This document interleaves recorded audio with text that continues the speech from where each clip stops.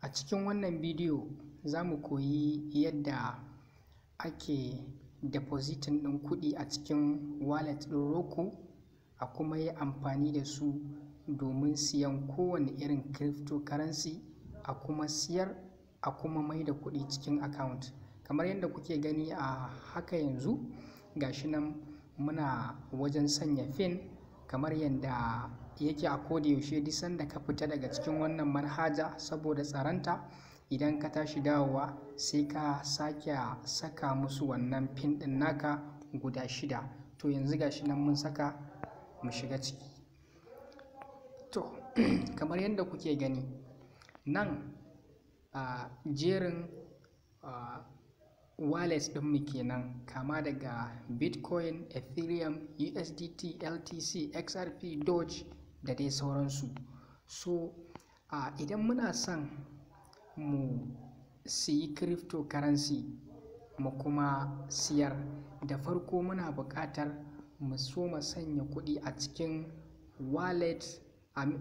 wallet ɗinmu na Roku ɗin, shi kankin kansa. Ga shi nan daga sama an rubuta your balance, ma'ana inda kuɗinka yake na cikin wallet kenan, wanda ta ciki ne, wato da kuɗin ciki ne za ka yi amfani wajen siyan kowane irin crypto daga cikin waɗannan crypto ɗin da ake da su. Ma'ana sai ka fara sanya kuɗi a cikin wallet ɗinka na Roku, tukun sai kuma ka yi amfani da su wajen siyan kowane irin crypto da kake so ka kuma siyar. To da farko yaya za mu sanya kuɗi a cikin wannan wallet ɗin namu? To daga ƙasan balance ɗin ga shi nan muna ganin rubututtuka a barkatai. Akwai deposit na farko, akwai buy and sell, wato buy and sell inda za ka shiga ka sai crypto ɗin ko ka siyar, sai kuma withdraw inda za ka yi withdrawing ɗin kuɗinka zuwa bankinka, sai kuma transfer wanda zai baka damar tura kuɗinka zuwa cikin wani wallet ɗin na wani da yake a Roku ɗin. To misali yadda za mu sanya kuɗi a cikin wallet ɗinmu na Roku shine za mu shiga deposit haka, sai mu rubuta naira nawa muke so mu saka a cikin wallet ɗin namu, wanda da shi ne za mu yi amfani wajen siyan duk wani crypto da muke son mu siya. Bacin mun yi depositin kuɗin sun zo kan wallet ɗinmu, sai mu shiga. Da zarar ka shiga zai nuno maka nan, ga shi nan yana ƙara gaya maka cewar deposit amount za ka saka 10,000, processing fee ma'ana kuɗin da ya kamata su caje ka a yayin da za ka saka kuɗin a cikin wallet ɗinka suka ce 0, ma'ana ba za su caje ka ba a ƙoƙarin sanya kuɗi a cikin wallet ɗinka, wanda da wannan kuɗin ne za ka yi amfani domin siyan kowane irin crypto. To abu na gaba da za ka yi shine sai ka danna haka. To ga shi nan ya kawo maka zaɓi guda 2. Na farko aka ce peer to peer, na biyu kuma bank transfer. To a da kafin hanin da aka samu daga wata hukuma na cewar wato bankuna su yanke hulɗa da kamfanonuwa irin su Roku masu hada-hadar cinikayyar cryptocurrency, akwai ƙarin option a nan, wato zaɓi na card. To amma yanzu babu shi. Abin da ya rage mana a nan zaɓi guda 2 ne, kuma na farkon shi ne yake yi, wato peer to peer kenan. Na biyun ga shi nan an baya yi. Idan ka danna ga abin da yake rubuta ma nan da baƙi a cikin baƙi, ma'ana features is currently disabled, ma'ana wannan hanyar ba ta biyuwa a yanzu. Baya yiwuwa ka sanya kuɗi a cikin wallet ɗinka na Roku ta wannan hanya, sai dai ta hanyar peer to peer. To da zarar ka danna peer to peer ɗin, idan application ne kake amfani da shi zai nuno maka haka a halin yanzu, kuma ba zai yi gaba ba zai yi baya ba. To yaya za ka yi kenan? A daidai wannan lokacin ne muke so mu ƙara tunawa mutane cewar akwai matuƙar muhimmanci ka gane cewar manhajar siya da siyar da cryptocurrency ta Roku ta kasu kashi biyu, ma'ana akwai wave akwai kuma app. Da wave ɗin da app ɗin duka abu ɗaya ne. Abin da yake a wave ɗin shine abin da yake a app ɗin, sai dai wasu lokutan akan samu bambanci. To amma kuma idan application ɗin ka shigo email ɗinka da password ɗinka na email ɗin da ka yi rijista da shi da kuma wannan fin ɗin da kake sakawa guda 6, su ne dai za ka yi amfani da su idan ka je ka shiga ta website. To a halin yanzu ba za mu iya depositing ɗin kuɗi a cikin wannan application ɗin ba, sai dai mu koma kan website. Saboda haka akwai bambance-bambance kaɗan da ake samu tsakanin website da kuma application. Shi ne yasa yake da muhimmanci ka gane su cewar lalle akwai lokacin da kana buƙatar ka je kan application ne domin ka yi wani abu, ko kuma kana buƙatar ka je kan website ne domin ka aiwatar da wannan abun. A lokuta da yawa mutane sukan tambaya cewar yaya za su yi kaza, idan aka gaya musu sai su ce sun yi amma bai yi ba. To matsalar shi ne wani sa'in idan ta application za ka yi wannan abun ba zai yi ba, saboda ba su riga sun kawo wannan tsarin cikin application ba. Da haka yanzu yaya za mu yi? Dole mu koma mu hau ta kan Opera. Misali gashi ga Opera ma'anan, sai mu shige ta. Muna shiga me za mu yi? Sai mu rubuta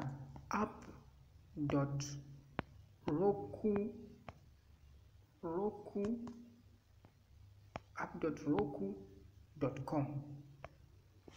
Gashi nan a nan zai kai ni wajen verifying ne, shi yasa ba zan, dole in rage shi in mai da shi kawai. Kai idan ka zo rubutawa kawai ka tabbatar ka rubuta iya daidai app.roku.com. app.roku.com gashi nan sai ka yi haka. In ka yi haka zai kawo ka fuskar. To a nan me za ka yi? Za ka saka email ɗinka da kuma password ɗinka dai da kake amfani da shi a yayin da za ka shiga ta cikin application. Sai ka shiga sign. Kana shiga sign gashi nan zai nuno maka kusan dukkanin abin da yake kake gani a can a application ɗin, to a nan ma shi ne. Sai dai akwai abubuwan da za ka iya yi ta cikin nan wanda ba za ka iya yi ta cikin application ɗin ba. Da haka yana da kyau ka gane idan aka ce ma ka je ka hau Roku ta website, to kawai abin da za ka yi shi ne ka shiga Opera sai ka rubuta app.roku.com. Kana rubuta app.roku.com zai kawo ka nan. To za mu ci gaba daga inda muka tsaya. Dama depositing muke so mu yi, ma'ana muna so mu sanya kuɗi a cikin wallet ɗinmu na Roku, wanda wannan kuɗin da shi ne za mu amfani mu shigo wajen buy and sell, sai mu siyi crypto ɗin da muke so. So yanzu za mu ci gaba daga nan, za mu koma cikin deposit ɗin. Idan muka shiga cikin deposit gashi nan sai zai nuna maka haka. Sai ka rubuta adadin, farko zai nuno maka 1000 ne, shine default value ɗin, amma za ka iya canjawa. In ka canja misali 10,000 muke so mu saka, daidai yake da dala 10.65, amma ba ruwanka da ɓangaren dala, kawai kai dai ka rubuta 10,000 da kake so ka saka a cikin wallet ɗin naka. Sai ka shiga proceed. Kana shiga proceed to gashi nan akwai peer to peer, gashi nan sun ce recommended, ma'ana suna baka shawarar ka bi wannan hanyar. Ka bi wannan hanya ita ce peer to peer. Kawai sai ka zaɓa. Kana zaɓa sai suka ce add bank, ma'ana ka saka musu nambar banki, ka saka musu bankin da ta cikin shi ne za ka tura da kuɗin da kake so a sanya maka a cikin wallet ɗinka na Roku. Sai kai haka. Misali gashi nan ga zaɓi nan ga zaɓi nan na farko ya ce bank, na biyu account name, na uku account number. To nan sai ka zaɓi wani banki ne da kai. Gashi nan ga access, ga aso saving, ga eco, ga fidelity. Sai ka zaɓi wanne ne bankinka a ciki.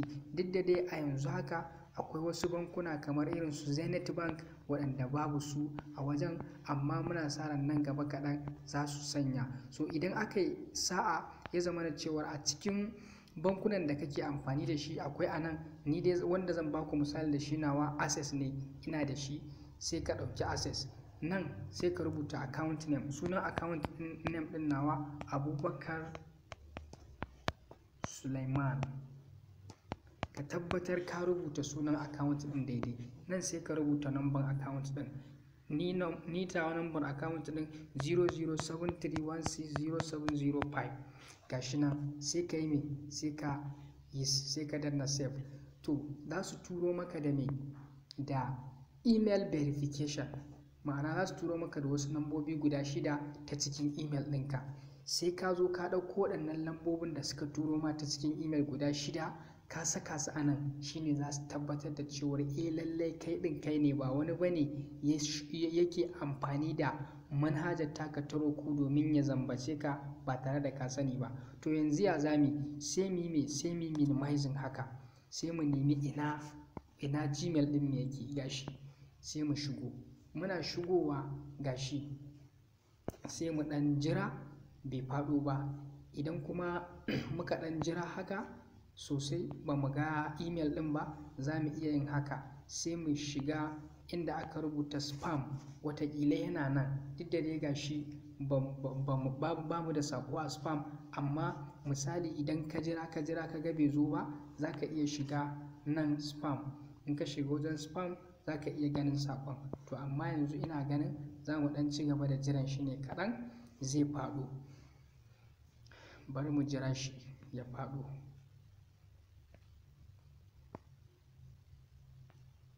Har yanzu dai saƙon bai zo ba, muna jiran shi ne.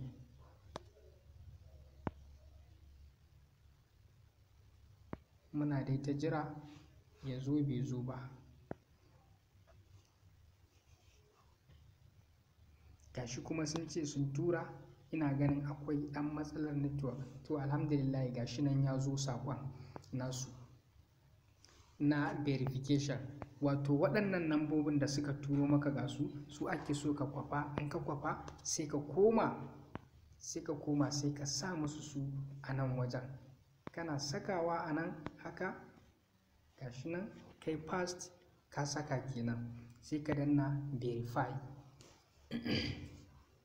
Ka gani suka ce account added successfully, ma'ana ka sanya information ɗin account ɗinka wanda ta cikin shi ne kake sa ran za ka yi me, za ka tura da wannan 10,000 da kake buƙatar a sanya maka a cikin wallet ɗinka na Roku, wanda kamar yadda muka faɗa da su ne za ka yi amfani wajen siyan duk wani cryptocurrency da kake so. To gashi nan mun sa Access Bank, gashi nan ga sunan nan ya fito, sai mu tafi. Kada dai mu manta, dama mun rubuta 10,000 muke so mu saka. To gashi nan a nan sai muka yi rashin sa'a, sai suka ce no peer pound to pair you with, ma'ana babu wani abokin aiki na peer ɗinsu, ma'ana babu wani mamba ko agent mai sawa mutum kuɗi a cikin wallet ɗinsa da yake available a yanzu. Ina fatan an gane. Dukkanin waɗanda ake turawa kuɗin a nan, su kuma su tura maka da ainihin kuɗin zuwa cikin wallet ɗinka, agent ɗinsu ne waɗanda sun yi verifying ɗinsu. So a yanzu mun yi rashin sa'a, a daidai wannan lokacin da muka shigo babu wanda zai tura mana. Duk sanda ka zo ka ga haka, to sai ka koma. In ka koma bayan an jima minti 10 ko 15 ko 30 sai ka dawo. Idan ka dawo za ka ga jerin mutanen da za su iya saka maka wannan 10,000. Duk wanda ka dangwala a kansa ka zaɓa, za su nuno maka lambar account ɗinsa da sunansa, sannan daga ƙasa kuma za su rubuta wasu lambobi da ake kira narration, ma'ana ana so waɗannan lambobin na narration lallai a lokacin da za ka tura da wannan 10,000, a wajen narration ka sa wannan lambobin. Don haka dole ne ka yi amfani da manhajar tura kuɗi wadda take baka damar rubuta narration, sannan kuma ka tabbatar kuɗin za ka tura su ne daga cikin account ɗin bankin da ka saka a cikin manhajar tun a baya kafin mu zo nan. Sannan kuma ka tabbatar ka saka wannan narration ɗin a inda aka buƙaci ka sa narration. Don haka lalle in ka tashi tura wannan 10,000 kar ka tura ta USSD, domin babu wani tsari na USSD da yake baka damar ka rubuta narration a lokacin da za ka tura wa mutum kuɗi. Saboda haka ka tabbatar ka yi amfani da manhaja wadda za ta baka damar rubuta narration. Ka rubuta wannan narration ɗin, lambobin narration ɗin nan ka tabbatar daidai ne. Sannan idan tun a can baya wajen deposit ɗin, wajen amount ɗin ka rubuta 10,000, to lalle ka tabbatar 10,000 ka tura. Idan ka ƙara ƙwandala ɗaya ka tura 10,100, ka yi asarar kuɗinka. Idan ka tura ƙasa da 10,000 ka yi asarar kuɗinka. Idan ka tura daga wani banki ba bankin daga wani account ba account ɗin da ka yi adin ba a lokacin da aka ce ka yi adin ɗin bank, nan ma ka yi asarar kuɗinka. Idan ka tsallake wajen narration ba ka saka waɗannan lambobin na narration ba, nan ma ka yi asarar kuɗinka. Idan ka saka komai daidai, ka sa lambobin narration, ka sa lambar account ɗinsa daidai, sannan kuma ka tabbatar za ka tura kuɗin ne daga account ɗin da ka yi adin, kana turawa sai ka dawo cikin manhajar.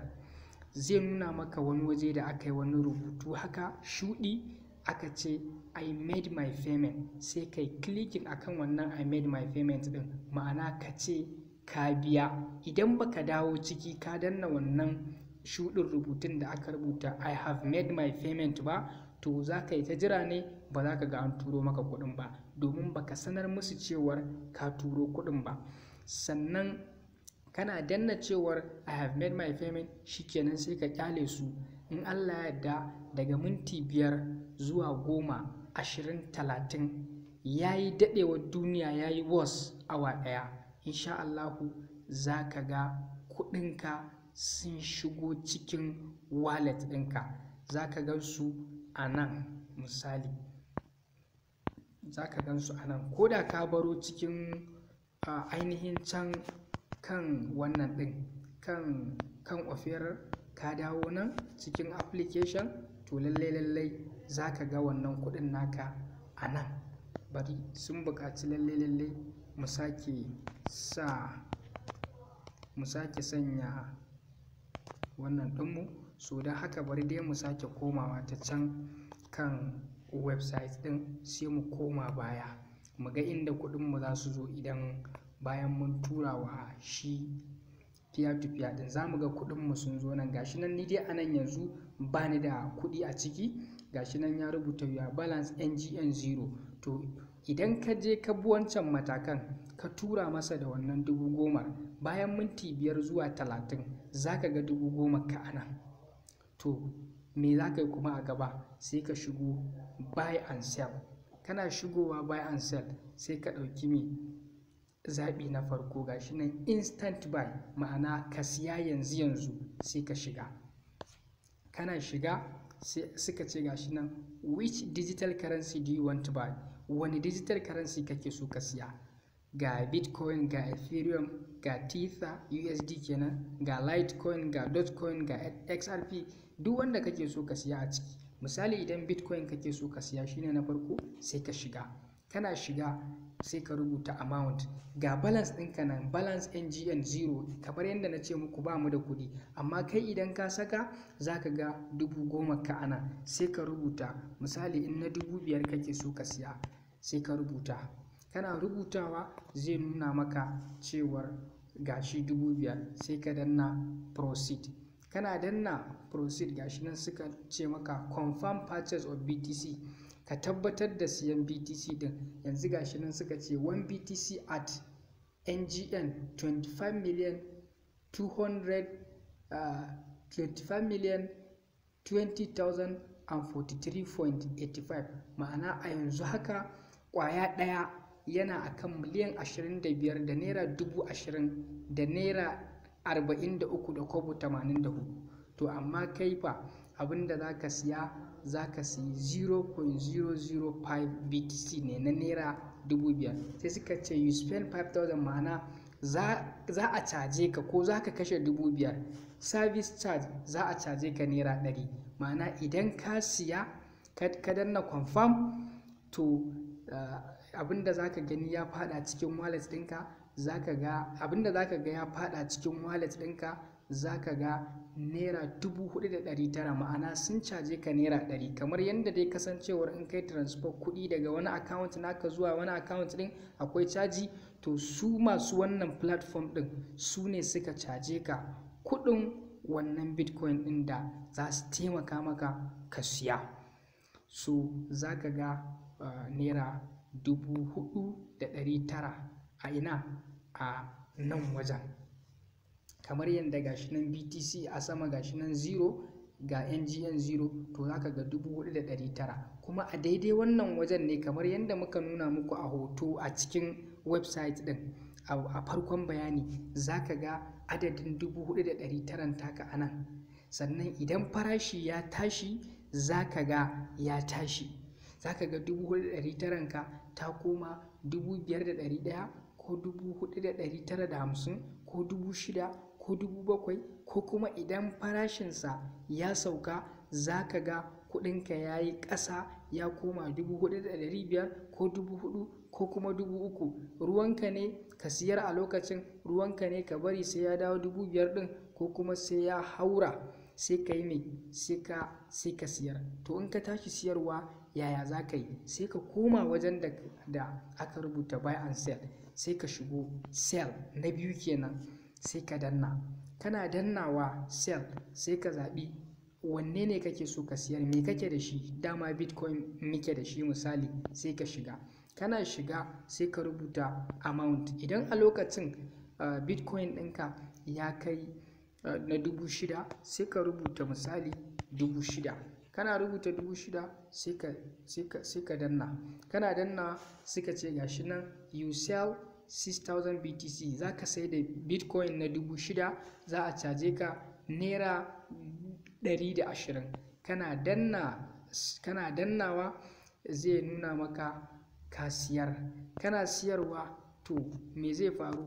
za ka ga kudinka a nan, yiwa balance kenan, zai faɗo cikin balance ɗinka kenan, zai faɗo cikin balance ɗinka. idan da kana da 5,000 a wajen, yanzu kuma ka je ka siyar da bitcoin ɗinka na 6,000, nan za ka ga kuɗinka ya koma 11,000. kuma a wajen siyarwar ba wai shela ake yi ka ce wai ina mai siya ba, kana danna sell, kana danna amount, kana dannawa automatically za ka ga an siya an sama kuɗinka a nan. ana saka maka su a nan, to ya za ka yi? sai ka yi mai withdraw. to idan ka tashi withdraw, gashi nan kana da hanyoyi da yawa. wataƙila ma in ka tashi withdraw gashi nan za ka iya mai, akwai abin da ake cewa fiat transfer na farko kenan. fiat transfer na farko, wannan ma'ana idan akwai wani abokinka da shi ma yake amfani da Roku, kuma yana son ya saka 10,000 a cikin wallet ɗinsa, amma so yake ya ganta shaf ba wai yana so ya je ya shiga wajen deposit ba ne, ya tura fiya ya jira. to sai maka magana ya ce idan za ka fitar da kuɗin cikin wallet ɗinka yana so, to me za ka yi? sai ya gaya maka email ɗin da yake amfani da shi.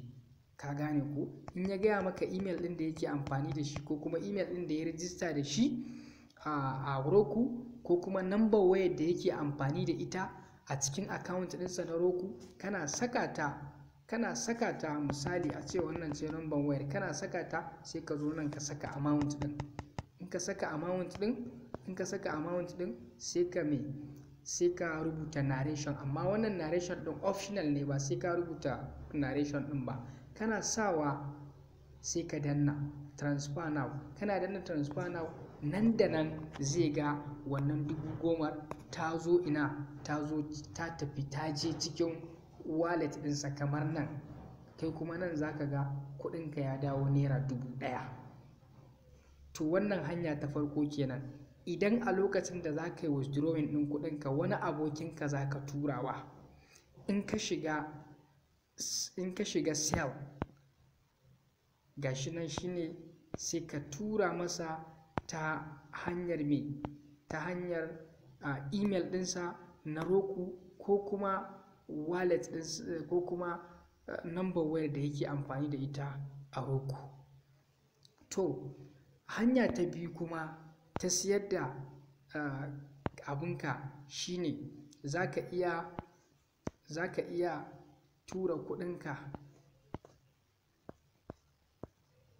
Hanya ta biyu kuma ta siyar da, hanya ta biyu kuma ta fitar da kuɗinka in ka shiga withdraw shine withdraw to bank, ma'ana ka tura zuwa me, zuwa bankinka.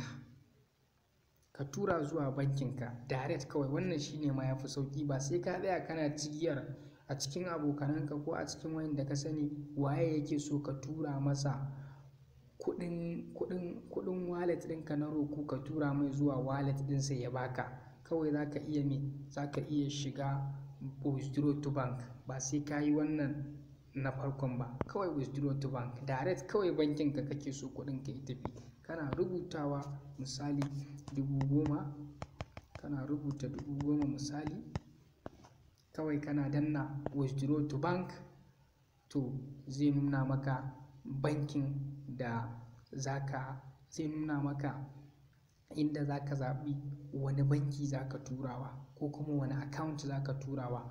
A wannan wajen ba wai sai lallai bankin da kai adin a Roku shi zaka tura ba, zaka iya turawa kowane banki kuɗinka da yake a cikin me, da yake a cikin wallet. Ina fatan an fahimta. To wannan shine. Sannan kuma akwai wani abu mai muhimmanci da ya kamata mu sani, shine kamar yadda muka ce yana da kyau ka ringa amfani da wannan manhaja ta Roku a website da kuma application. Shine idan bayan lokacin da ka yi register, to ana buƙatar za ka yi wani verification wanda zai ƙara yawan adadin transaction ɗin da za ka iya yi. Misali yanzu kawai idan ka yi register sai ka soma amfani da shi, ka siya ka siyar ko ka yi withdrawing ɗin kuɗinka da waya da sauransu, to akwai wani adadi na kuɗi da in ka rubuta ba zai yi ba. Saboda me? Saboda akwai limit, ma'ana akwai iyaka a adadin abin da za ka iya siya ko abin da za ka iya siyarwa ko kuma abin da za ka iya turawa zuwa bankinka. Don haka lalle kana buƙatar ka yi me, ka yi verifying ɗin account ɗinka domin me, su ƙara maka girman shi ya zama da cewa za ka iya transaction na kuɗi mai yawa. To verifying ɗin yawanci a kan website ake yin sa, kuma da zarar ka yi register ka yi signing a cikin website ɗin, idan ba ka yi verifying ba za su nuno maka cewar ga inda za ka shiga ka yi verifying. Ma'ana kawai email ɗinka za ka sa, in ka sa ka tura, za ka jira su turo maka da wani code guda 6 ko 4 sai ka kwafo kamar yadda ka kwafo code ɗin nan ɗazu, sai ka zo sai ka sa, sai ka danna verify, sai ka zo sai ka sa musu idan kana saka email ɗinka a wajen ka danna, za su tura maka da saƙon email. A cikin saƙon na email za ka ga inda aka rubuta verify, kawai sai ka danna verify. Kana danna verify zai dawo da kai cikin manhajar ta Roku, sai ya ce maka ya yi verifying ɗinka successfully, saboda haka baka da matsala. Amma idan baka yi verifying ɗin nan ba, to ana samun matsaloli da yawa. Akwai yanayin da za ka so ka yi transfer crypto mai yawa daga wallet ɗinka zuwa wani wallet ɗin naka da yake a wata manhaja, to amma ba zai yi ba. Ko kuma ka turo da wani crypto ko bitcoin misali mai yawa daga wata manhajar zuwa wallet ɗinka da yake a Roku, sai ka ga ya ƙi zuwa, ko ya daɗe bai zo ba, ko kuma ma ya ƙi zuwa kuma ya baro can. To menene yasa? Saboda ba ka yi verifying ɗin wannan account ɗin naka an tabbatar da sahihancinsa ba, an kuma ƙara masa yawan transaction ɗin da zai iya yi. Da fatan an fahimta. Wannan shi ne. A ci gaba da kasancewa da sashin gonar Bitcoin, wato tare da haɗin gwiwar shafin masana, domin ci gaba da samun bayanai akan dukkanin abin da ya kamata. Kuma kamar yadda kuka sani, za ku iya duba menu na wannan website namu domin bincikar dukkanin wasu abubuwa da kuke son ku sani. Za ku iya shiga sashin amsoshin tambayoyi ko kuma tambayoyi da amsa, domin ku ga tambayoyi da amsa na muhimman abubuwan da kuke son ku sani a game da cryptocurrency. Za kuma ku iya shiga inda aka sa alamar search, ku yi searching na wata tambaya, za ku iya ganin ansarta a wannan wajen. Sannan idan kuka danna menu, akwai inda za ku ga bayanai akan tsarin peer to peer a matakai daban-daban da kuma manhajoji daban-daban. Mun gode.